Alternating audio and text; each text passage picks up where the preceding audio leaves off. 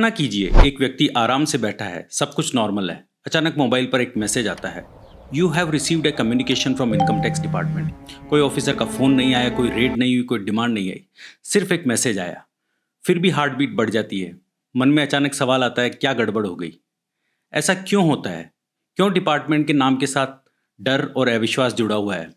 ऐसा नहीं कि लोग टैक्स नहीं देते, ऐसा भी नहीं है कि सभी लोग बिना हिसाब किताब के इनकम दिखा रहे हैं।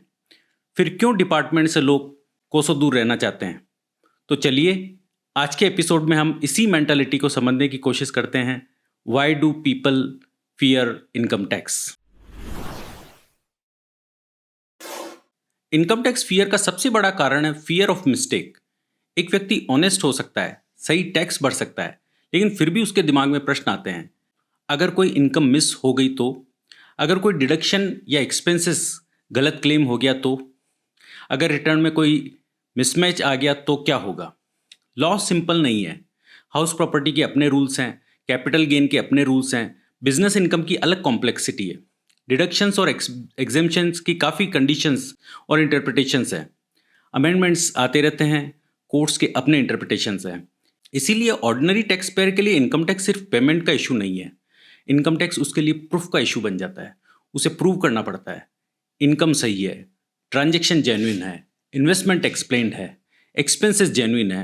उसके मन में सबसे बड़ा सवाल बना रहता है, मैं ऑनेस्ट हूँ, लेकिन क्या मैं खुद को ऑनेस्ट प्रूव कर पाऊंगा?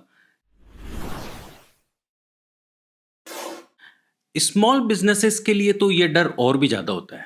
एक लार्ज कंपनी के पास बिजनेस करने के लिए होते हैं separate departments, man power, consultants, softwares, systems. लेकिन एक स्मॉल बिजनेसमैन क्या करता है? वही सेल्स देखता है, परचेज देखता है, स्टाफ संभालता है, बैंक देखता है। इन सब के बाद टैक्स कॉम्प्लाइंस सिर्फ पेपर वर्क नहीं है, ये एक मेंटल बर्डन है। इनकम टैक्स डीलिंग में उसका टाइम लगता है, एफर्ट्स लगते हैं, प्रोफेशनल फीस लगती है, और सबसे बड़ी चीज़ मेंटल पीस जाती है। इसलिए स्मॉल बिजनेसमैन अक्सर कहता है, मैं रीजनेबल टैक्स देने से नहीं डरता, मैं टैक्स के आसपास बने सिस्टम से डरता हूँ। और ये बहुत इंपॉर्टेंट डिस्टिंक्शन है। जब टैक्स पेयर आसपास देखता है तो उसको लगता है कि बहुत कम लोग टैक्स सिस्टम में हैं, जो एक कड़वा सच भी है। यहीं से उसके दिमाग में एक और थॉट आता है, सिस्टम मेरे बारे में सब कुछ जानता है, लेकिन क्या सिस्टम सबके बारे में इतना ही जानता है? मुझे एक बार एक कंपनी का केस देखने को मिला। कंपनी सेमी मेट्रो सिटी में थी, टर्नओवर लगभग 300 करोड़। वो अपना रजिस्टर्ड ऑफिस मुंबई शिफ्ट करना चाहते थे। क्यों? ऐसा नहीं कि कुछ गलत था, लेकिन उन्हें स्मॉलर जुरिस्डिक्शन में लगता था कि वो ज़्यादा विजिबल हैं, उन पर स्पॉटलाइट ज़्यादा है। मुंबई में हजारों कंपनीज के बीच उन्हें लेस एक्सपोज्ड फील होता। यही फीलिंग बहुत टैक्स पेयर में होती है कि वे ज़्यादा विजिबल हैं, सिस्टम की नज़रों में हैं, उन्हें देखा जा रहा है। और जब टैक्स पेयर को लगता है कि वो एक्सपोज्ड हैं तो फियर नेचुरली बढ़ता है। फियर इसलिए बढ़ता है कि व्यक्ति खुद को अकेला और अलग खड़ा हुआ महसूस करता है। कुछ लोग टैक्स बचाने के लिए अपनी इनकम नहीं छिपाते, बट लॉ के अंदर रहकर प्लानिंग करते हैं, जैसे कि एचयूएफ बनाना, गिफ्ट ट्रांजेक्शंस, स्पाउस के नाम बिजनेस या इन्वेस्टमेंट्स, रिलेटिव्स के बीच अरेंजमेंट्स या फैमिली सेटलमेंट। लेकिन फिर भी एक सवाल बना रहता है, क्या बाद में ये प्लानिंग क्वेश्चन होगी? क्या डिपार्टमेंट इसे जेन्युइन मानेगा? कहीं ये टैक्स अवॉइडेंस न मान लिया जाए। अधिकतर अरेंजमेंट्स जेन्युइन और प्रॉपर टैक्स प्लानिंग के साथ होते हैं, और डर यह नहीं होता कि अरेंजमेंट इलीगल है, डर होता है बाद में इसे कैसे देखा जाएगा। टैक्स प्लानिंग आज होती है, लेकिन हमारा कानून ऐसा है कि क्वेश्चनिंग कई सालों बाद भी हो सकती है। आज जो ट्रांजैक्शन प्लानिंग के साथ प्रॉपर लगता है, कल जब रिकॉर्ड्स देखे जाएंगे, इंटेंशन पर सवाल उठता है या फैक्ट्स की अलग इंटरप्रिटेशन होती है, तो यही प्लानिंग स्ट्रेस का कारण बन सकती है। टैक्स प्लानिंग और टैक्स अवॉइडेंस के बीच की लाइन बहुत छोटी होती है, और यहाँ तक कि प्रोफेशनल्स भी साफ नहीं देख पाते।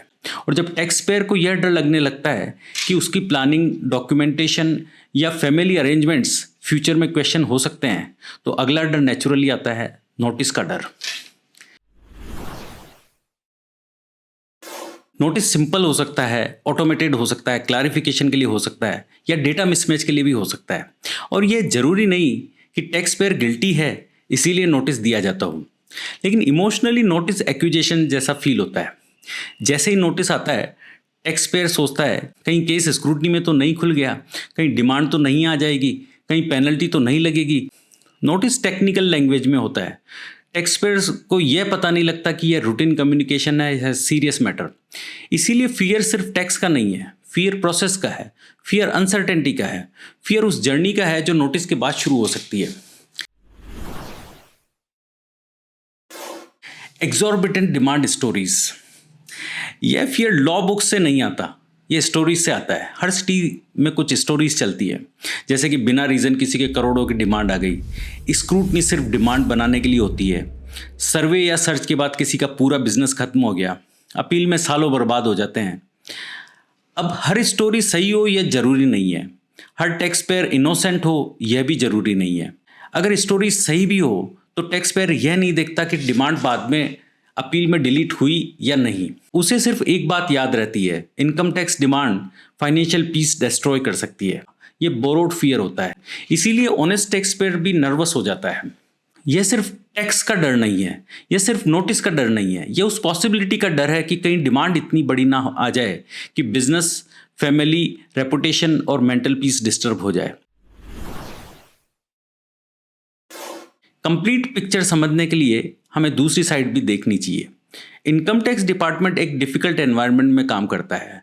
अनएक्सप्लेन्ड डिपॉजिट्स रियल इशू है, fake deduction claim real issue है, बेनामी ट्रांजैक्शन और अनअकाउंटेड मनी भी एक रियल इशू है। डिपार्टमेंट यह एज्यूम नहीं कर सकता कि हर टैक्स पेयर फुली कॉम्प्लाइंट है। यह बैलेंस बहुत डिफिकल्ट है। अगर डिपार्टमेंट बहुत सॉफ्ट हो जाए तो इवेजन बढ़ सकता है। अगर डिपार्टमेंट बहुत स्ट्रिक्ट हो जाए तो ऑनेस्ट टैक्स पेयर्स हरेस्ट फील कर सकते हैं। टैक्स पेयर सोचता है डिपार्टमेंट मुझे सस्पेक्ट करता है, डिपार्टमेंट सोचता है टैक्स पेयर कुछ छिपा सकता है। इन दोनों सस्पिशंस के बीच फियर पैदा होता है। तो सॉल्यूशन क्या है? क्या सॉल्यूशन लोअर टैक्स रेट्स में है? क्या सॉल्यूशन स्ट्रिक्ट एनफोर्समेंट में है? या सॉल्यूशन एक बेहतर टेक्नोलॉजी में है? शायद इनमें से कुछ भी नहीं। रियल सॉल्यूशन है ट्रस्ट। ट्रस्ट की लॉ क्लियर होगा, ट्रस्ट की ऑनेस्ट टैक्स पेयर्स को अननेसेसरीली परेशान नहीं किया जाएगा, ट्रस्ट की टैक्स मनी मीनिंगफुल यूज में जाएगी। गवर्नमेंट को टैक्स पेयर्स का दायरा बढ़ाना होगा, कम्युनिकेशन को बेहतर करना होगा और प्रोसेसेस को सिंपल बनाना होगा। टैक्स पेयर्स को कॉम्प्लायंस बेहतर करनी होगी और टैक्स को सिर्फ बर्डन की जैसे नहीं, रेस्पॉन्सिबिलिटी की तरह देखना होगा। लेकिन पॉजिटिव साइड भी देखनी चाहिए। इंडिया का टैक्स सिस्टम चेंज हो रहा है, रिटर्न फाइलिंग बढ़ी है, AIS, TIS, SFT, 26AS इन सब के कारण डेटा मैचिंग इंप्रूव हुई है, इवेटर्स को ट्रेस करना ईजियर हुआ है, कॉम्प्लायंस बेस एक्सपांड हुआ है, रिफंड प्रोसेसिंग काफ़ी फास्ट हुई है। लेकिन चैलेंजेस खत्म नहीं हुए हैं। टैक्सेशन पैसे से बढ़कर सिटीजन और स्टेट के रिलेशनशिप का मैटर है। आने वाले समय में भी रियल क्वेश्चन यही रहेगा, क्या टैक्स सिस्टम इतना क्लियर, फेयर और ट्रस्टवर्दी बन सकता है कि एक honest tax payer income tax department से डरने की बजाय बात करना प्रेफर करे? यही रियल जर्नी है, from fear to understanding, from suspicion to trust, from tax as punishment to tax as participation. This is thinking tax.